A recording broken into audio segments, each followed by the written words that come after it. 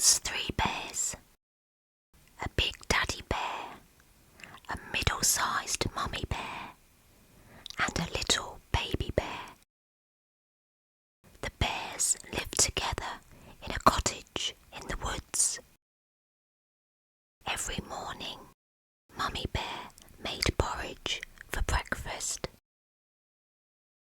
One day, after Mummy Bear had cooked the porridge, she poured it into 3 bowls. "It's too hot to eat now," she said. "Let's go for a stroll while it cools down." Daddy Bear shut the door and off they went. Nobody noticed the little girl hiding in the garden.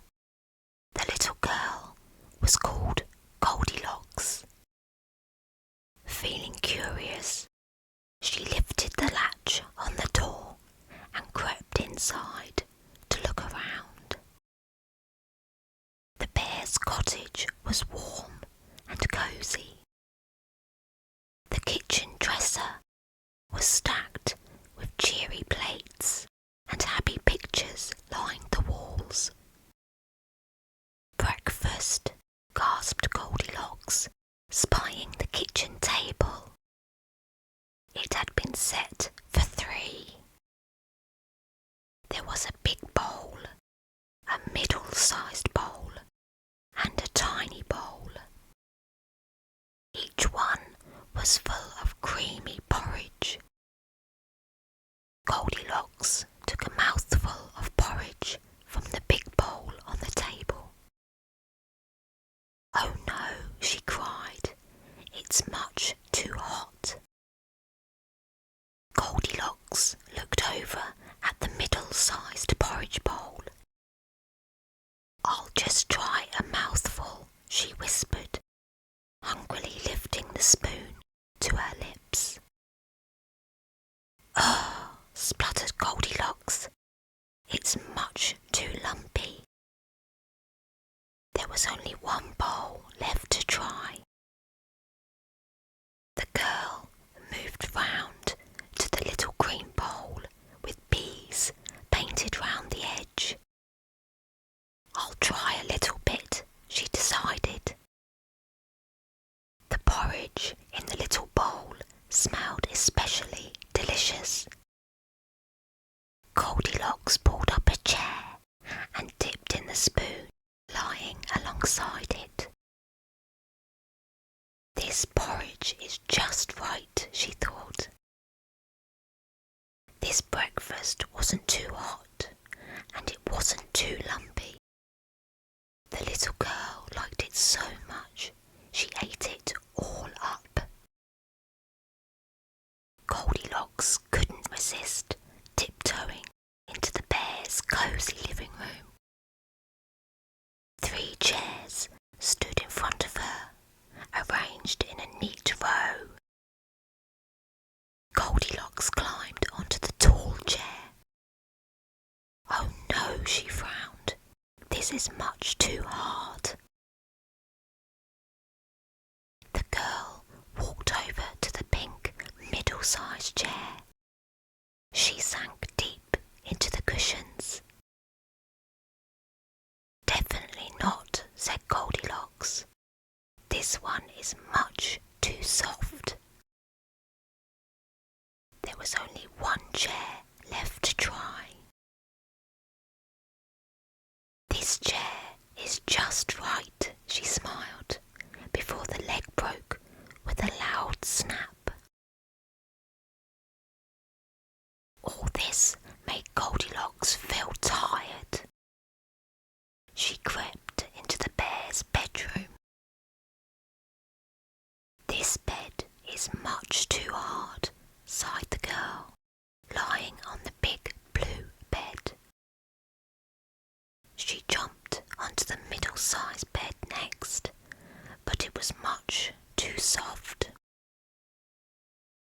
Finally, Goldilocks rested her head on the littlest bed. "This bed is just right," she murmured, drifting off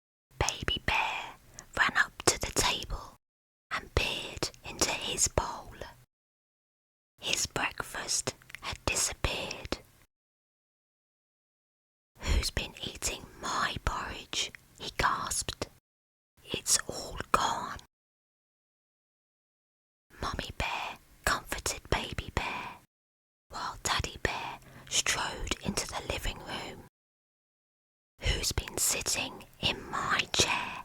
growled Daddy Bear, getting even more cross. Mummy Bear spotted her cushions and knitting spread all over the floor. "Who's been sitting in my chair?" she cried. Mummy and Daddy Bear turned round to look at Baby Bear. Baby Bear pointed at his little green seat. "Who's been sitting in my chair?" he sobbed. "It's been broken in two." Mummy and Daddy Bear marched into the bedroom. "Who's been sleeping in my bed?" frowned Daddy Bear. The blankets had been disturbed and a slipper knocked onto the floor. Mummy Bear took one look at the rumpled blanket before her. "Who's been sleeping in my bed?" she cried. Suddenly, Baby Bear tugged at his mother's sleeve. "Who's sleeping in my bed?" shouted Baby Bear. "Look, she's still here." Goldilocks woke up with a start. "Oh my," she squealed, running out of the bedroom and down the stairs. Goldilocks fled out of the door and into the woods. She didn't stop until the cottage was far behind her. The three bears never saw